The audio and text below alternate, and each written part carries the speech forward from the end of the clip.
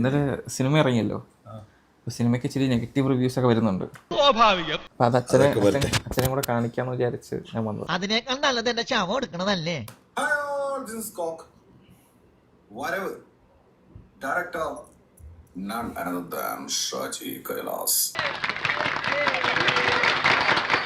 എന്റെ മലയാളത്തിലെ ഏറ്റവും പ്രിയപ്പെട്ട സംവിധായകനാണ് ഷാജി കൈലാസ്. ഇദ്ദേഹത്തിന്റെ സിനിമകൾ കണ്ട് അന്തം വിട്ടിട്ടുണ്ട്.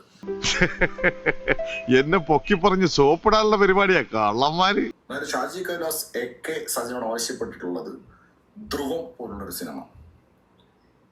പക്ഷെ എഴുതി വന്നപ്പോ ഇതൊരു ശവമായിപ്പോ, ഒരു ചത്ത സിനിമ.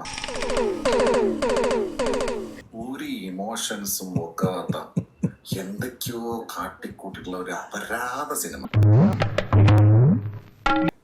എന്തൊരു വെറുപ്പിക്കലും മടിപ്പിക്കലുമാണ്. ഞാൻ നിനക്ക് എന്ത് ദ്രോഹം ചെയ്തടാ? എന്റെ കാലനായിട്ടാണോ അവന്റെ കൊണ്ട് കെട്ടിയെടുത്തിരിക്കുന്നത്?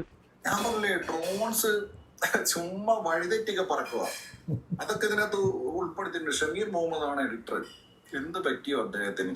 അത് ഞാനൊരു ഇരട്ട വരയിട്ട ബുക്കിൽ എഴുതി തരാം, സൗകര്യം പോലെ ഇരുന്ന് വായിച്ചോ. ഇതില് ഷാജി കൈലാസിന്റെ ഒരു മേക്കിംഗ് സ്റ്റൈൽ അറിയാലോ. അത് ഇതിനകത്ത് വന്നപ്പോഴേക്ക് പൊന്തക്കാട്ടിലും കുറ്റിക്കാട്ടിലും പുല്ലിനിടയിലൊക്കെ കിടന്നിട്ടാണ് എസ് ശരവണൻ പിടിക്കുന്നത്. അതിനൊന്നും ഇല്ലേ? ഞാൻ നോക്കുമ്പോ ജോർജ് പാറപ്പുറത്തിരുന്നിട്ട് ഭയങ്കരമായിട്ട് ഒരു ഇമോഷണൽ ആയിട്ടുള്ള സീനാ. സിഗരറ്റ് ഒക്കെ വലിക്കുന്നത് തോന്നും. അപ്പൊ മുന്നിൽ പുല്ല്, ജോജുവിന്റെ ഫേസ് കാണുന്നില്ല. പിന്നെ എങ്ങനെയാണ് ജോജുവിന്റെ അഭിനയം നമുക്ക് കാണാൻ പറ്റുക? അല്ല, അത് ഇവിടെ എങ്ങനെ എന്താ ഉദ്ദേശിച്ചത്? പുല്ല് വെച്ച് മറിച്ചെടുക്കുന്നേ. അങ്ങനെ ഉടനീളത്തിൽ കുറെ പരിപാടി. അങ്ങനെ നീ ഊഞ്ഞാലിരുന്നോ? ആട്ടല്ലേ നീ. ഞാൻ പറഞ്ഞു വന്നത് ടെക്നിക്കലി വെരി ബാഡ്. എന്തൊക്കെയോ ജഗപൊക കാണിക്കാൻ ശ്രമിച്ചിട്ടുണ്ട്. സുശീല ഏതായി മർക്കടം വിവരദോഷി ബലാ കുളിച്ചാതി പാട്ടൊക്കെ ഉണ്ട്. പൊട്ടോ ലില്ലിപ്പൂവേ എന്തൊരു ക്രിഞ്ചാ. ഒറ്റ ചവിട്ട് വെച്ചെന്നാണ്ടല്ലോ. ഇത് കാലം തെറ്റി ഇറങ്ങി. എനിക്ക് 90s ഇറക്കിയ പോലെ ഇത് പാടാ കണ്ടു തീർക്കാൻ. അദ്ദേഹം പറഞ്ഞ കുറേ കാര്യങ്ങൾ നല്ല കാര്യങ്ങളാണ്. അദ്ദേഹത്തിന് എനിക്ക് ഭയങ്കര ഇഷ്ടമുള്ള ഒരാളാണ് കോക്ക് എന്ന് പറഞ്ഞത്. അദ്ദേഹം ഗംഭീരമായിട്ട് വിമർശിക്കും. നമുക്കത് അനുസരിച്ചിട്ട് അതിനെ എനർജി പുതിയതായിട്ട് കൊണ്ടുവരാൻ പറ്റും. എന്നെ ഇങ്ങനെ പൂഴ്ത്തി പറയുന്നത് എനിക്ക് ഇഷ്ടമല്ലാട്ടാ. അതെന്താ എന്താന്ന് അറിയില്ല. പുള്ളി കണ്ട് കറക്റ്റാണ്. പുള്ളിയുടെ ഇതിനകത്ത് ആംഗിളിൽ വെച്ച് നോക്കുമ്പോൾ പുള്ളി കറക്റ്റാണ്. ഞാൻ ഇപ്പോഴാണ് ഞെട്ടിപ്പോയത്. ഇത്ര വലിയ നെഗറ്റീവ് റിവ്യൂ പറഞ്ഞാൽ ഇതൊന്ന് ഭയങ്കര പടമാണ്. അതൊന്നും എനിക്കറിയാൻ മേല. ഇങ്ങനെ എന്തെങ്കിലുമൊക്കെ പറയുമ്പോഴേ എന്റെ മനസ്സിനൊരു സന്തോഷം ഉണ്ടാവുള്ളൂ.